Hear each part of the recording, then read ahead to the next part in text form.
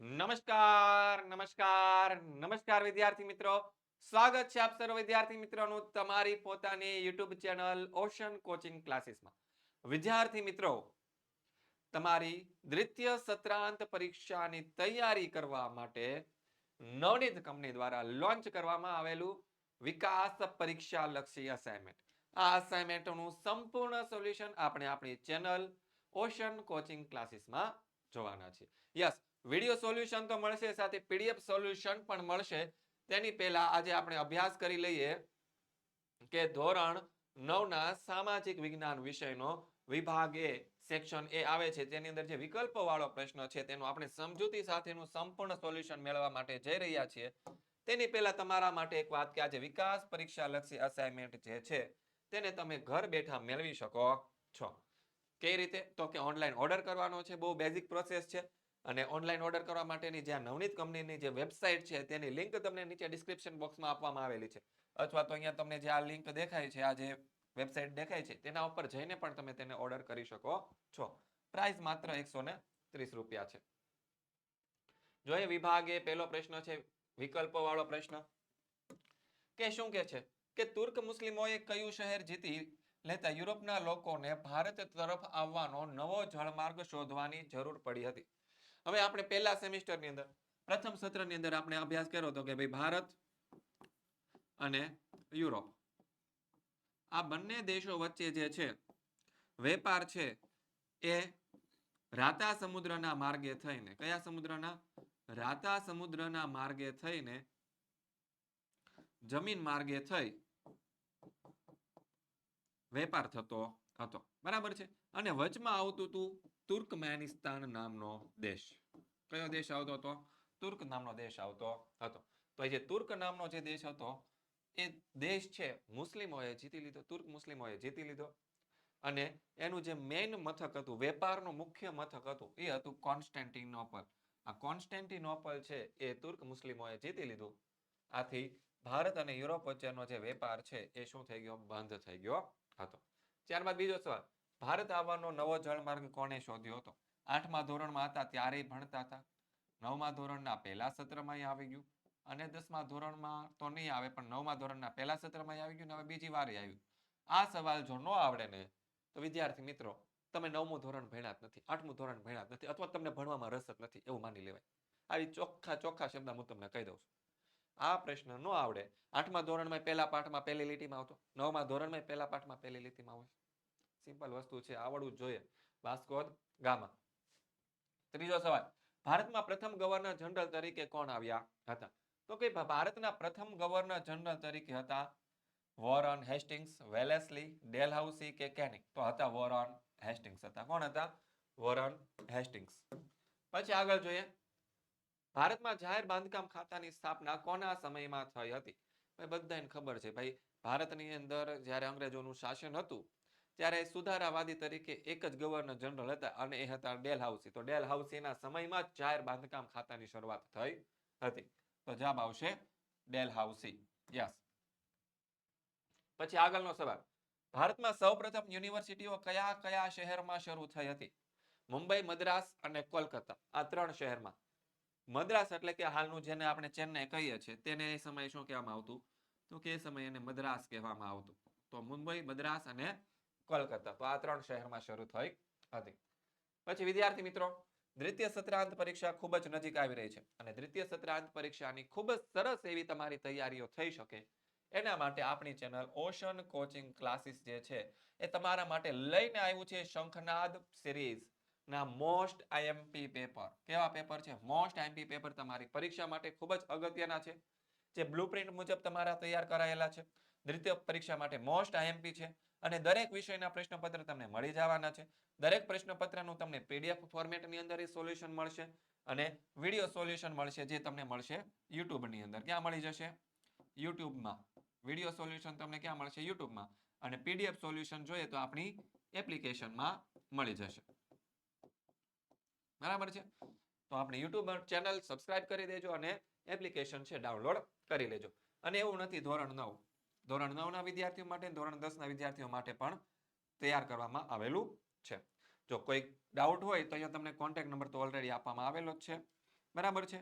અને આપણી YouTube channel છે ઓશન કોચિંગ ક્લાસીસ અને આપણી એપ્લિકેશન છે ઓશન કોચિંગ ક્લાસીસ, તે તમારે ડાઉનલોડ કરી લેવાની છે. આગળ વધીએ.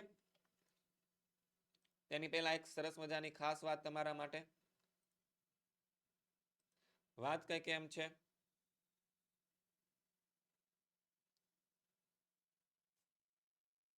કે મોન્ટફોર્ડ સુધારામાં નવા સુધારાની જરૂરિયાત માટે કેટલા વર્ષે કમિશન નિમવું તેવી જોગવાઈઓ હતી. તો ભાઈ 10 વર્ષે કમિશન નીમવાની તેવી જોગવાઈ કરવામાં આવેલી હતી. અને એ અંતર્ગત ભાઈ સાયમન કમિશનની નિમણૂક કરવામાં આવી હતી. જો જવાબ આવી ગયો 10 વર્ષ. ત્યારબાદ આગળનો સવાલ કે દાંડી કૂચ ક્યારે કરવામાં આવી? દાંડી કૂચ ક્યારે કરવામાં આવી? તો કે 12 માર્ચ 1930 ના દિવસે કરવામાં આવી હતી. પછી આગળનો સવાલ, હું બ્રિટિશ સામ્રાજ્ય રૂપી ઇમારતના પાયામાં લૂણો લગાડું છું. આ વિધાન ગાંધીજીએ કીધું હતું, પણ કયા સ્થળે કીધું હતું? ભાઈ દાંડીના દરિયા કિનારે જ્યારે ઓલું મુઠ્ઠી મીઠું ઉપાડ્યું હતું ને ત્યારે આ વાત બોલ્યા હતા. તો જવાબ આવશે દાંડીના દરિયા કિનારે. પછી આગળનો સવાલ, હિન્દુસ્તાનના વિભાજન સમયે ભારતમાં કયા અંગ્રેજ ગવર્નર જનરલ હતા?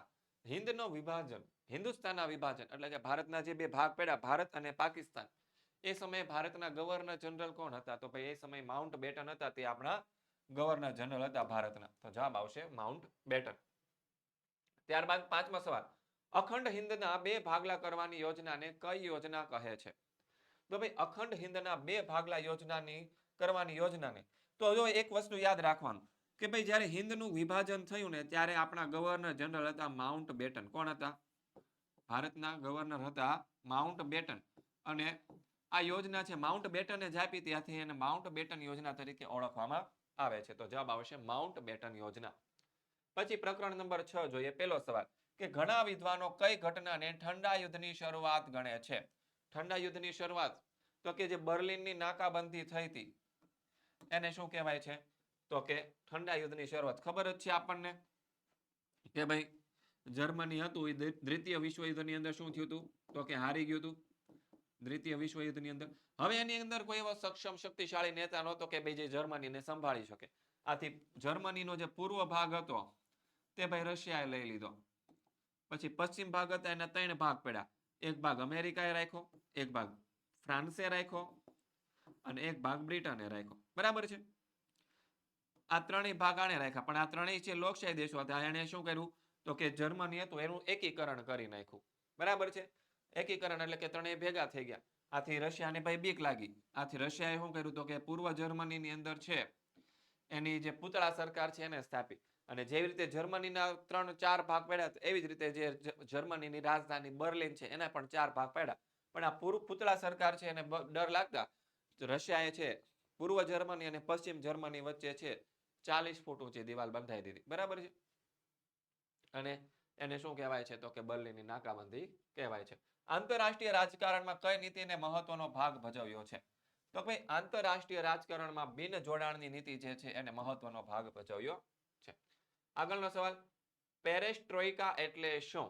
તો કે પેરેસ્ટ્રોઇકા એટલે કે આર્થિક સુધારણા અને સામાજિક સુધારણાની નીતિ છે એને પેરેસ્ટ્રોઇકા કહે છે. આગળ જોઈએ.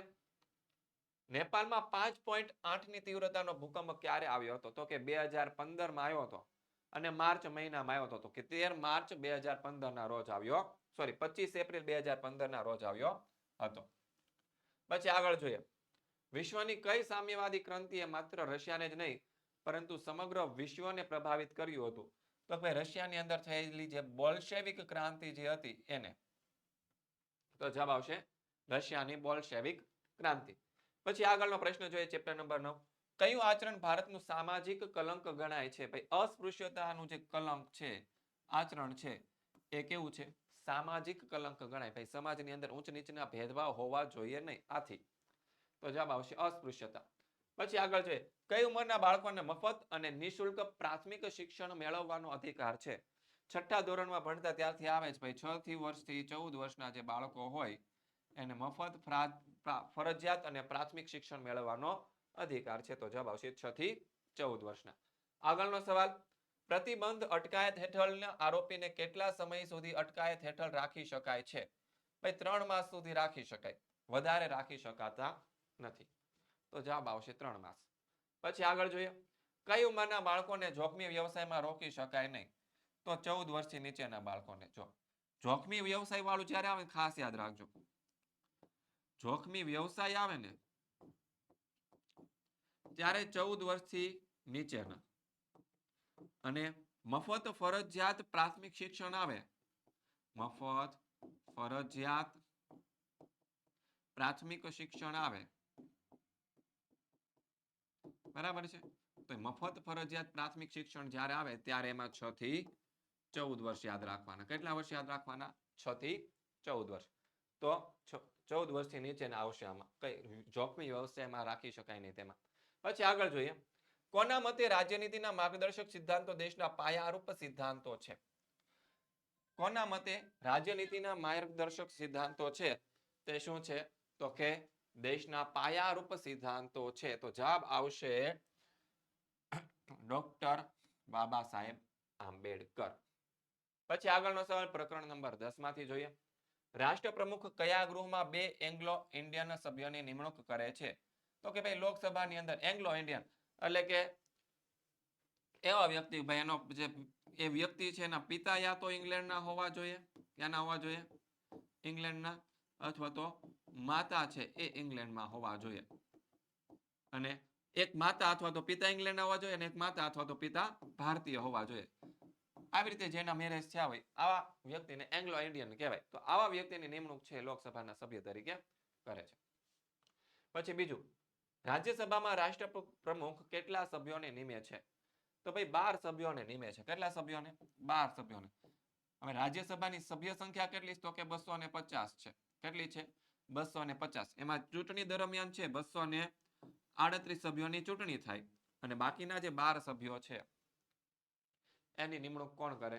તો કે રાષ્ટ્રપ્રમુખ કરે. 12 સભ્યો હોય કેવા? ભાઈ ગમે જે તે વિષયના તજજ્ઞ વ્યક્તિ હોય, રમતગમત ક્ષેત્રના તજજ્ઞ વ્યક્તિ હોય, બરાબર છે, સાહિત્ય ક્ષેત્રના હોય, સંગીત ક્ષેત્રના હોય, એટલે કે અલગ અલગ ક્ષેત્રના જે તજજ્ઞ વ્યક્તિઓ હોય એવા વ્યક્તિઓની નિમણૂક કરવામાં આવે છે.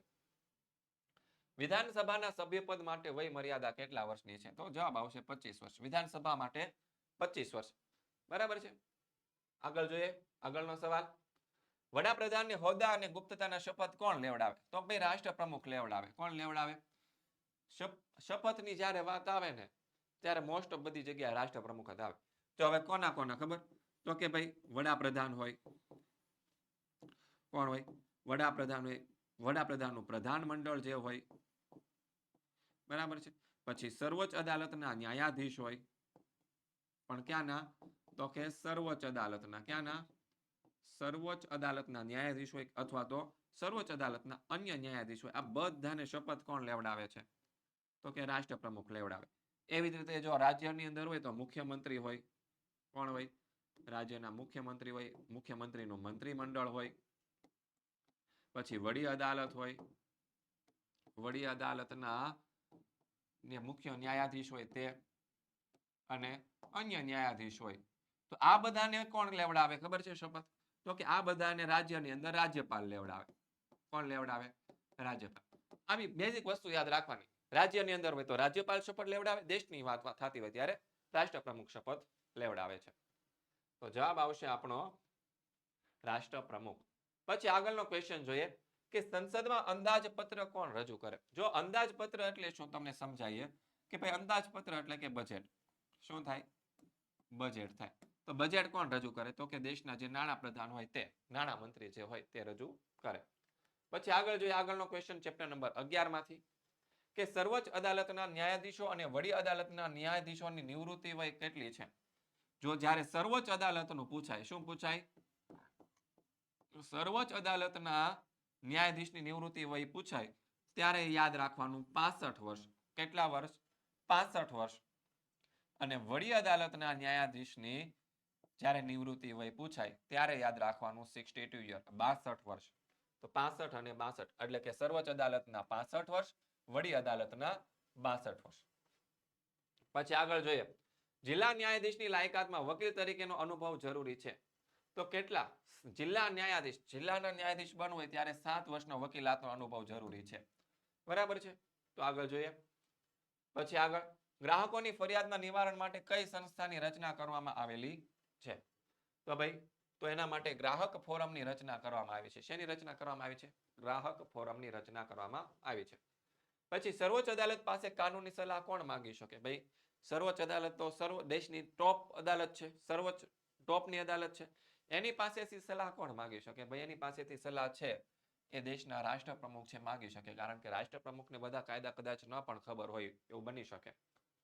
પછી આગળ વડી અદાલતના અધિકાર ક્ષેત્રમાં કયું અધિકાર ક્ષેત્ર આવતું નથી? જો ભાઈ એક તો મૂળભૂત અધિકાર ક્ષેત્ર આવે, વહીવટી અધિકાર ક્ષેત્ર આવે, વિવાદી અધિકાર ક્ષેત્ર પણ આવે, પણ અંતિમ અધિકાર ક્ષેત્ર આવતું નથી. તો જવાબ આવશે અંતિમ અધિકાર ક્ષેત્ર.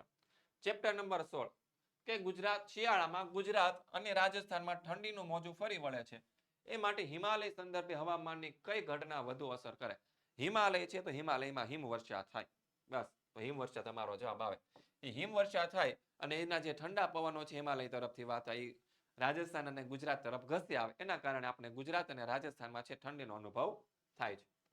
પછી આગળ જોઈએ કયું વિધાન સાચું છે? શિયાળામાં દિવસો લાંબા અને રાત્રિ ટૂંકી હોય, ઉનાળામાં દિવસો ટૂંકા અને રાત્રિ ટૂંકી હોય. એવું તો પોસિબલ જ નથી. શિયાળામાં દિવસો ટૂંકા હોય અને રાત્રિ લાંબી હોય, અને ઉનાળામાં દિવસો ટૂંકા હોય અને રાત્રિ લાંબી હોય. તો આમાંથી કયું સાચું છે? તો કે ઉનાળામાં દિવસો ટૂંકા હોય અને રાત્રિ કેવી હોય? તો કે લાંબી હોય. આ વિધાન સાચું છે એવું આ ભાઈ કહે છે. કોણ કહે છે? આ ભાઈ કહે છે. પણ મને અહીંયા ક્વેશ્ચનમાં કંઈક ડાઉટ લાગે છે. બરાબર છે, તો એકવાર ચેક કરી લઈએ ક્વેશ્ચનમાં શું ડાઉટ છે.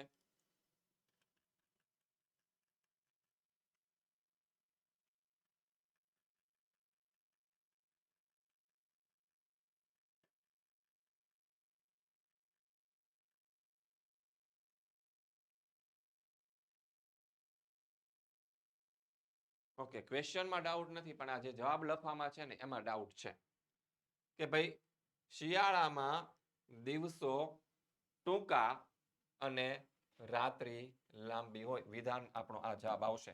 તો અહીંયા જવાબ આવશે નહીં. મને એવું લાગ્યું ભાઈ ક્વેશ્ચનમાં અહીંયા છે ની જગ્યાએ નથી હોવું જોઈએ, પણ એવું નથી. આપણા જવાબ આવશે શિયાળામાં શું છે? દિવસો કેવા હોય? ટૂંકા હોય. કેવા હોય? ટૂંકા હોય. અને રાત્રિ કેવી હોય છે? લાંબી હોય. રાત્રિ લાંબી હોય. ઓકે, પીપીટી બનાવવાવાળાથી કંઈક મિસ્ટેક થઈ ગઈ હશે, કઈ વાંધો નહીં. આગળ વધીએ. મે માસમાં મલબાર કિનારે થતો થોડો વરસાદ કયા નામે ઓળખાય છે? મે મહિનામાં મલબાર કિનારે થતો જે વરસાદ છે એ આમ્ર વર્ષા કહેવાય. અને એ આમ્ર વર્ષા એટલે કે જે કેરીનો જે પાક છે એના માટે થોડોક ફાયદાકારક છે, આથી એને આમ્ર વર્ષા કહેવાય છે. પછી આગળ જોઈએ ચોથો સવાલ.